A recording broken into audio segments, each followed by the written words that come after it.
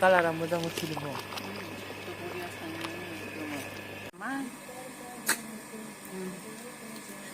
गाबोन हमसा सामफ्राम खालामबाय ओमफ्राय साम'खौ सेरबाय सेरनानै साम'नि दैया रानबाथाय आरो सबायखौ सेरहरनोसै आरो दायो हालदै एसे होना होनोसै आरो संख्रि एसे होना होनोसै बे साम'नि दैखौ एसे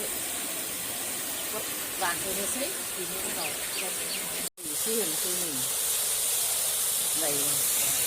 दा सबाय होबासो ओमफ्राय खारैखौ होना होनोसै हालदै एसे होबाय दा संख्रि एसे होनोसै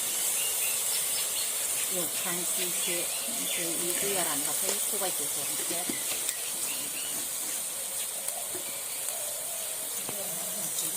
एरना होनानै ओमफ्राय खोबहाबनानै दोनथ'नोसै दसे बे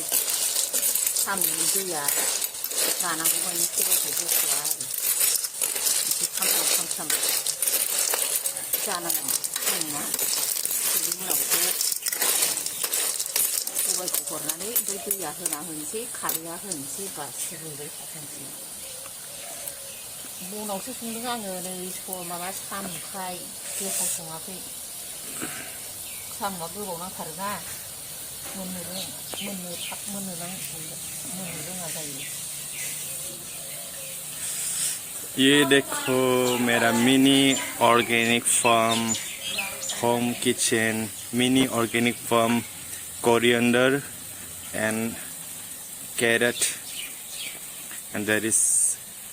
onion plant mini kitchen homegrown kitchen organic farm and here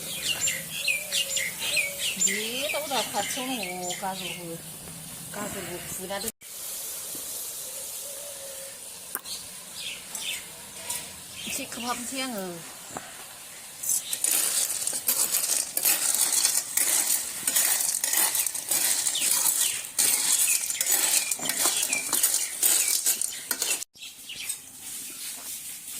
दा सबायखौ संनानै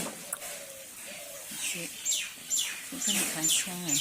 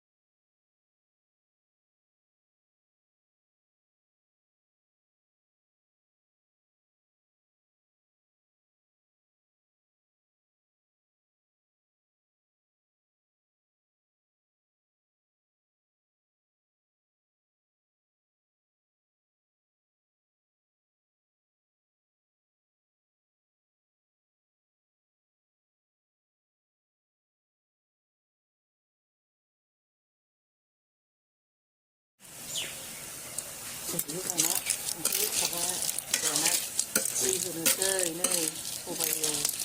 जाबाय दाना दै होनोसै खारै होनोसै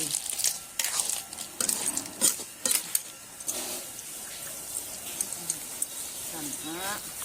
दै होबाय नालाय खारै होनोसै अरखौ हानाय माइनि गुर सुना होदो दाना बेखौ न'नि बेक साइडआव संदोंना अराव संदों न'नि बेक साइडआव ओंखायनो जान्थि होनानै संदों होनबानो जाबाय आरो बेक साइडआव जान्थि होनानै बेक साइडआव संदोंना लोगोफोर खारै विन्टारनि अर सुनानै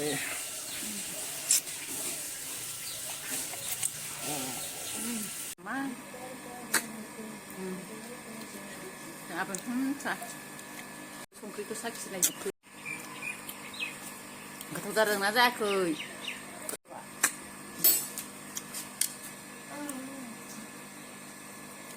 न' बयबो जानाय नायदो एसे एसे